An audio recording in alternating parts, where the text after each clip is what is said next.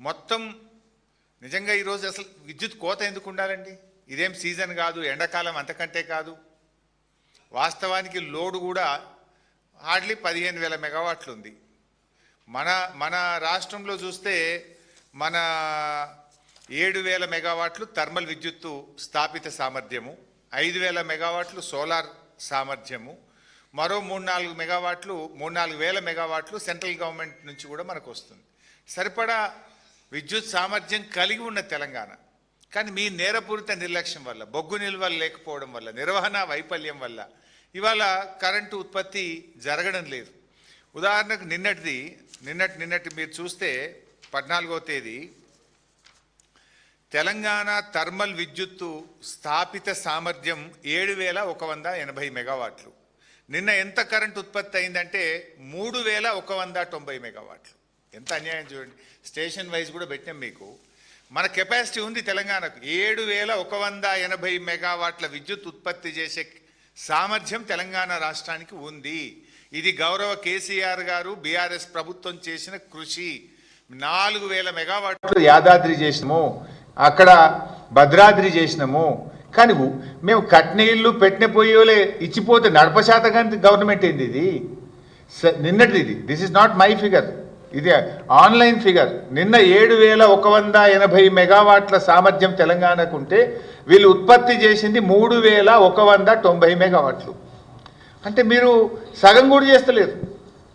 అంటే ఇలా మన రాష్ట్రానికి ఉన్నటువంటి సామర్థ్యంలో 44% ఉత్పత్తి చేస్తున్నారు, 66% మూతపడేసింది మీరు. అంటే రాష్ట్రానికి ఉన్న కెపాసిటీని కూడా విద్యుత్ ఉత్పత్తి చేయక అప్రకటిత కోతలు పెడతా ఉన్నారు. ఎప్పుడు పడితే అప్పుడే కరెంటు పోతా ఉంది. ఇవాళ రైతులు రోడ్ల మీదకి వచ్చారు. 11 జిల్లాల్లో సబ్స్టేషన్ల ముందు ధర్నాలు చేసింది ఇవాళ రైతులు, మా కరెంటు సరిపోవడం లేదు అని. బొగ్గు సరఫరాలో వైఫల్యము, నిర్వహణలో వైఫల్యము, బొగ్గులో స్కాము, పవర్లో స్కాము, శాండ్లో స్కాము, ల్యాండ్లో స్కాము, అంతా స్కాములమయం. అసలు ఈ రాష్ట్రం మీద సోయే లేదు, మీకు బాధ్యతనే లేదు. మీకు మీ నిర్లక్ష్యం వల్లనే ఈరోజు విద్యుత్ ఉత్పత్తిలో ఇబ్బందులు వచ్చినాయి, సరఫరా తగ్గింది. అందుకే రాష్ట్ర వ్యాప్తంగా ఈరోజు కరెంటు కోతలు జరుగుతూ ఉన్నాయి. ఇలా పరిస్థితి ఏంది? ఒకవైపు వర్షాలు పట్టలేవు, ఎలినినో వస్తుందని 3 నెలల కిందనే ప్రపంచం చెప్పింది, కేంద్ర ప్రభుత్వం చెప్పింది, శాస్త్రవేత్తలు అందరూ కూడా చెప్తున్నారు. మరి మీ ముందస్తు ప్రణాళిక ఉండొద్దా? మీకు ముందు జాగ్రత్త చర్యలు ఉండొద్దా? ఇలా రిజర్వాయర్లలో నీటి నిల్వ సామర్థ్యం 33% ఉంది తెలంగాణలో, దేశంలోనే అతి తక్కువ. హైడల్ పవర్ ఉత్పత్తి చేద్దామంటే నీళ్లు లేవు, థర్మల్ పవర్ ఉత్పత్తి చేద్దామంటే బొగ్గు లేదు. అంటే అసలు ఏం చేస్తున్నారు మీరు? గవర్నమెంట్ నడిపే వాళ్ళకు ఇలా మరి నీళ్లు లేవు, హైడల్ పవర్ ఉండదు ఈసారి, మరి కనీసం థర్మల్ పవర్ అన్న 100% ఉత్పత్తి చేయాలి, దానికి బొగ్గు నిల్వలు స్టాక్ పెట్టుకోవాలి అనే సోయి చేయాల్సిన బాధ్యత లేదా? బొగ్గు మంత్రి, విద్యుత్ మంత్రి 2 బట్టిగారే కదా. ఆనాడు కేసీఆర్ గారు ఉదయం లేవంగానే ఖచ్చితంగా రాష్ట్రంలో కరెంటు సరఫరా మీద 5 నిమిషాలు రివ్యూ చేసినాకనే ఆయన దినచర్య ఆ రోజు ప్రారంభమయ్యేది. కానీ ఈ ముఖ్యమంత్రికి, ఉప ముఖ్యమంత్రికి కనీస సోయి కూడా లేకుండా పోయింది. అందుకే ఇలా ఎడాపెడా కోతలు. పేరుకే మాది కాంగ్రెస్ పార్టీ పేటెంట్ అంటారు.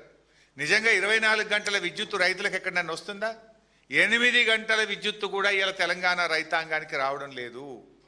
కరువు వస్తుందని ఎప్పటి నుంచో చెప్తున్నా కూడా ఈ ప్రభుత్వానికి నీళ్ళు ఎత్తడం మీద ధ్యాస లేదు, విద్యుత్ ఉత్పత్తి మీద ధ్యాస లేదు. వీళ్ళ ధ్యాస అంతా దేని మీద అంటే కమిషన్ల మీద, కొట్లాటల మీద తప్ప ఇవాళ ప్రజల మీద, రాష్ట్రం మీద, విద్యుత్ ఉత్పత్తి మీద, గోదావరి జలాలు ఎత్తడం మీద వీళ్ళకి ధ్యాస లేకపోవడం వల్లనే రాష్ట్రంలో ఈరోజు ఈ ఇబ్బందులు వస్తూ ఉన్నాయి. ఇవాళ మెదక్, సంగారెడ్డి, సూర్యాపేట, కరీంనగర్, ఆదిలాబాదు, వరంగల్, బట్టిగారి జిల్లా, ఖమ్మం, ఇట్లా అన్ని జిల్లాల్లో కూడా రైతులు రోడ్ల మీదకి వచ్చినారు. కరెంటు ఇలా రైతులకు 7-8 గంటల విద్యుత్ సరఫరా కూడా ఈరోజు జరిగినటువంటి పరిస్థితి లేదు. ఒక్క నిమిషం ఆ వీడియో కూడా, రాష్ట్ర వ్యాప్తంగా జరిగిన ధర్నాలు ఈరోజు జరిగిన వీడియో కూడా మీకు 1 మినిట్ చూపిస్తాం. 8 గంటల కరెంటు 8 గంటల కరెంటు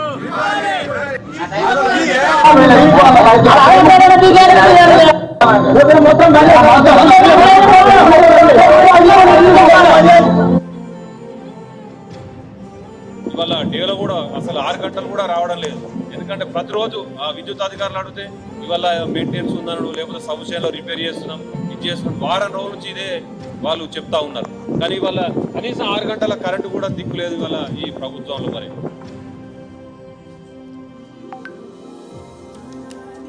చెప్పారు సార్, పోటీలో చెప్పారు.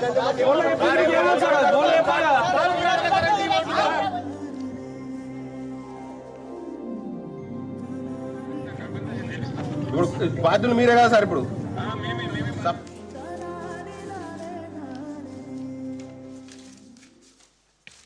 సో ఈరోజు అంటే అవకాశం ఉండి ఇక్కడ కొత్తగా ప్లాంట్లు పెట్టాల్సిన అవసరం లేదు. కేసీఆర్ గారు ముందు చూపుతో 4000 మెగావాట్ల యాదాద్రి థర్మల్ పవర్ ప్లాంట్ పెట్టాం, 1200 మెగావాట్ల భద్రాద్రి థర్మల్ పవర్ ప్లాంట్ పెట్టినాం.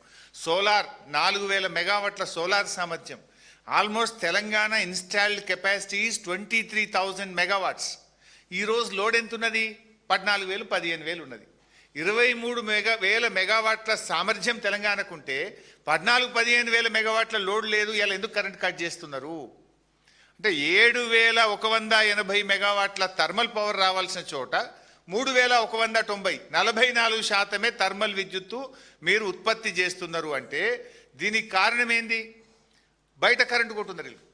ఇవాళ రోజుకు 80 మిలియన్ యూనిట్ల కరెంటు పవర్ ఎక్స్చేంజ్లో కొంటున్నారు. అంటే నువ్వు ఉత్పత్తి చేసుకునే కరెంటు బంద్ పెట్టి బయట ఎందుకు కొంటున్నారు మీరు? ఈ భారం వినియోగదారులు, ప్రజలు, పారిశ్రామికవేత్తలు ఎందుకు భరించాలి? యూ హ్యావ్ ద కెపాసిటీ, కానీ బొగ్గు లేదు అని చెప్పి తాళం వేస్తున్నారు, బంద్ పెడుతున్నారు. బంద్ పెట్టి ఏం చేస్తున్నారు? బయట 80 మిలియన్ యూనిట్ల కరెంటు కొంటున్నారు ఒక రోజుకు ప్రైవేట్ ఎక్స్చేంజ్లో, అడ్డగోలు కాస్ట్ పెట్టుకుంటున్నారు. అసలు ఇది ఎంత నిర్లక్ష్యం! ప్రభుత్వం చేతగానితనం వల్ల, సోయి తప్పడం వల్ల, ముందు జాగ్రత్త లేకపోవడం వల్ల, ప్రణాళిక లేకపోవడం వల్ల, ప్లానింగ్ లేకపోవడం వల్ల ఇవాళ ప్రజలు కోతలతో ఇబ్బంది పడుతున్నారు, రైతులు రోడ్లెక్కుతున్నారు. ఇవాళ రాష్ట్రం మీద, కన్జ్యూమర్స్ మీద విపరీతమైనటువంటి భారం పడతా ఉంది. ఇవాళ ఇంకా ఒక ఇంపార్టెంట్ పాయింట్ కూడా నేను ప్రభుత్వాన్ని అడగదలుచుకున్నా, ప్రజల ముందు కూడా పెట్టదలుచుకున్నా. ఇవాళ సింగరేణి వెబ్సైట్ ఉంటుంది.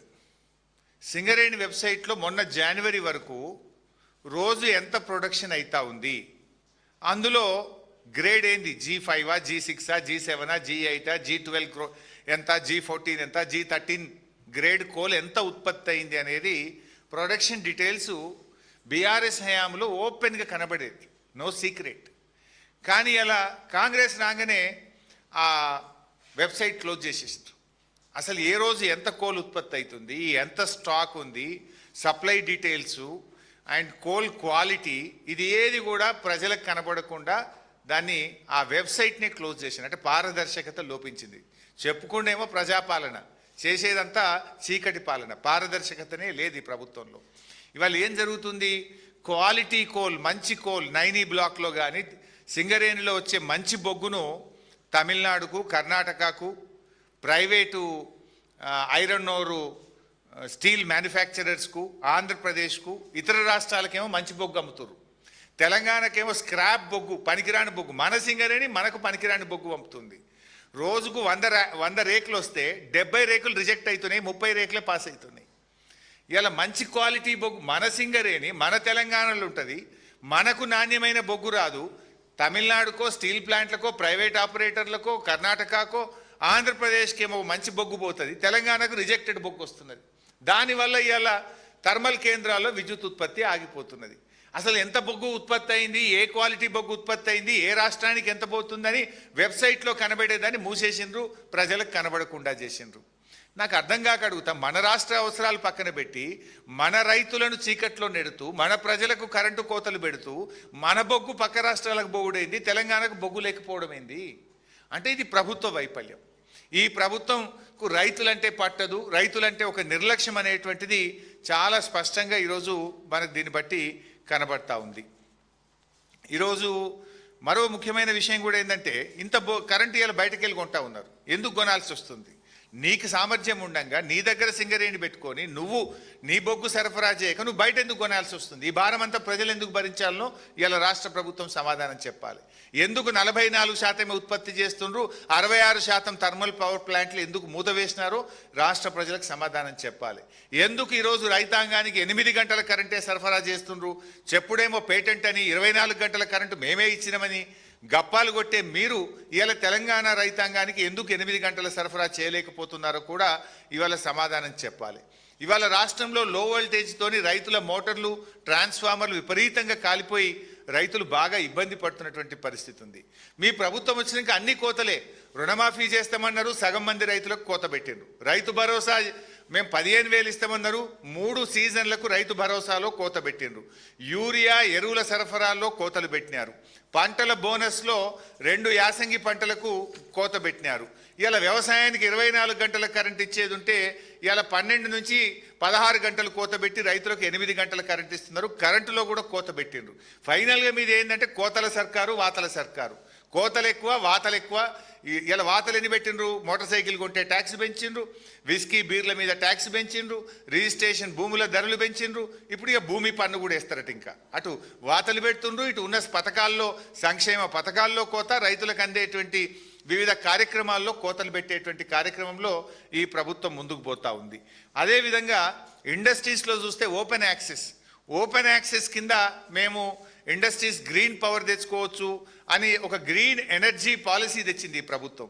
3,000 మెగావాట్లకు పారిశ్రామికవేత్తలు దరఖాస్తులు పెట్టుకున్నారు. ఎందుకు అప్లికేషన్లు క్లియర్ చేస్తలేరు? ఎంత ఒక మెగావాట్కి ఎంత రేటు ఆఫ్ ద రికార్డు, ఎంత కమిషన్ రేట్ ఫిక్స్ చేసిండ్రు? ఆ కమిషన్లు ఇవ్వనందుకే ఆపుతున్నారా? గ్రీన్ ఎనర్జీ పాలసీ తెచ్చి పారిశ్రామికవేత్తలు ఓపెన్ యాక్సెస్కు దరఖాస్తులు పెడితే ఎందుకు ఈ రోజు వరకు ఆ దరఖాస్తులు క్లియర్ చేస్తలేరు? ఆ దరఖాస్తులు క్లియర్ చేయడానికి విధి విధానాలు ఏంటి? ఫస్ట్ కమ్ ఫస్ట్ చేస్తారా? ఏ పాలసీలో చేస్తారు? ఎందుకు చేయడం లేదు? ఒకవేళ ఓపెన్ యాక్సెస్లో ఈ 3,000 మెగావాట్లు ఇండస్ట్రీస్కి ఇచ్చుంటే ఇలా లోడ్ తగ్గుతుండే కదా. వాళ్ళు బయటకు వెళ్ళి తెచ్చుకుంటే, గ్రీన్ ఎనర్జీ తెచ్చుకుంటే, వాళ్ళ సొంత ఎనర్జీ తెచ్చుకుంటే ఇవాళ ఈ రాష్ట్రం మీద భారం తగ్గుతుండే కదా. 1 సంవత్సరం నుంచి అప్లికేషన్లు పెండింగ్లో పెట్టి కమిషన్ల కోసం కక్కుర్తుబడి ఇవాళ గ్రీన్ ఎనర్జీ పాలసీని ఆపినరు. ఓపెన్ యాక్సెస్ పాలసీ కింద పారిశ్రామికవేత్తలకు కూడా ఇవ్వకుండా ఆపుకొని పెట్టుకున్నారు. ఇవాళ ఫైనల్గా మా డిమాండ్ ఒకటే, థర్మల్ విద్యుత్తును పూర్తి స్థాయిలో ఉత్పత్తి చేయండి. నాణ్యమైన బొగ్గు సరఫరాను సింగరేణి నుంచి యుద్ధ ప్రాతిపదికన థర్మల్ ప్లాంట్లకు చేయండి. రాష్ట్రంలో రైతాంగానికి ఇప్పటికే మీరు కాళేశ్వరం నీళ్ళెత్తక అటు కరువు కోరల్లో చిక్కుకున్న రైతులకు నాణ్యమైన 24 గంటల విద్యుత్ సరఫరా చేయాలని, రైతాంగాన్ని ఆదుకోవాలని రైతుల పక్షాన బీఆర్ఎస్ పార్టీ డిమాండ్ చేస్తుంది. కరెంటు సరఫరాలో ప్రభుత్వం వెంటనే చర్యలు తీసుకోకపోతే రైతుల పక్షాన బీఆర్ఎస్ పార్టీ పెద్ద ఎత్తున పోరాటానికి శ్రీకారం చుడుతుందని ఈ ప్రభుత్వాన్ని హెచ్చరిస్తున్నాం. Thank you.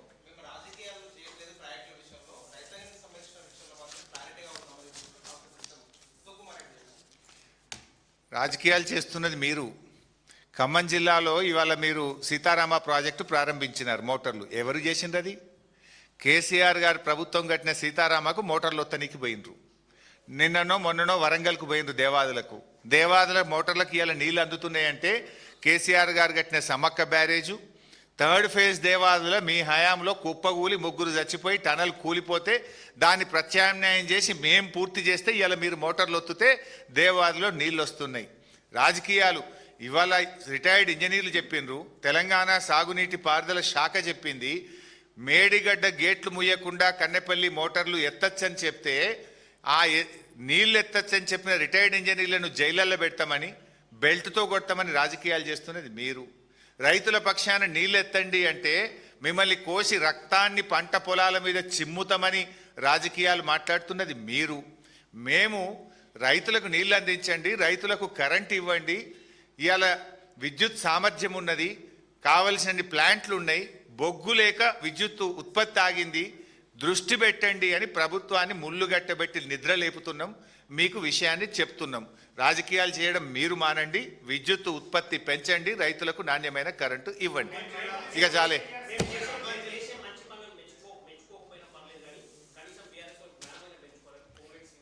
చేసిన మంచి పనులు ఏందండి? 2 పంటలకు బోనస్ ఎగ్గొట్టుడు మంచి పనా? మీరు చేసిన మంచి పని రుణమాఫీ కోసం 35,000 కోట్లు పెట్టామని బడ్జెట్లో అసెంబ్లీలో చెప్పి 18,000 కోట్లు చేసి మిగతా 18,000 కోట్లు ఎగ్గొట్టడం మీరు చేసిన మంచి పనా? పంటలు కొనండి అంటే 5 కిలోల తరుగు పెట్టి రైతుల ఉసురు పోసుకోవడం మీరు చేసిన మంచి పనా? మీరు చేసిన మంచి పని 24 గంటల కరెంటు కేసీఆర్ గారు ఇస్తే 8 గంటల కరెంటు కూడా రైతులకు ఇవ్వకపోవడం అనేది మీరు చేసిన మంచి పనా? 3 పంటలకు రైతు బంధు ఎగ్గొట్టడం మీరు చేసిన మంచి పనా? భూముల ధరలు పెంచి ఇవాళ రిజిస్ట్రేషన్ ఛార్జీలు పెంచడం మీరు చేసిన మంచి పనా? మద్యం మీద ఆర్టీఏ ట్యాక్సులు పెంచి ప్రజల మీద భారం వేయడం మీరు చేసిన మంచి పనా? అవ్వాతాతలకు 4,000 పెన్షన్ గెలిచిన మొదటి నెలలో ఇస్తామని 31 నెలలైనా అవ్వాతాతలకు పెన్షన్ ఇవ్వకపోవడం మీరు చేసిన మంచి పనా? మీరు చేసిన మంచి పనులు ఏమన్నా ఉన్నాయంటే స్కాములే తప్ప మీరు చేసిన నిజమైన మంచి పనులు ఏం లేవు. మీ పాలనలో ఉన్న స్కాములే తప్ప మంచి పనులు లేవు. Thank you.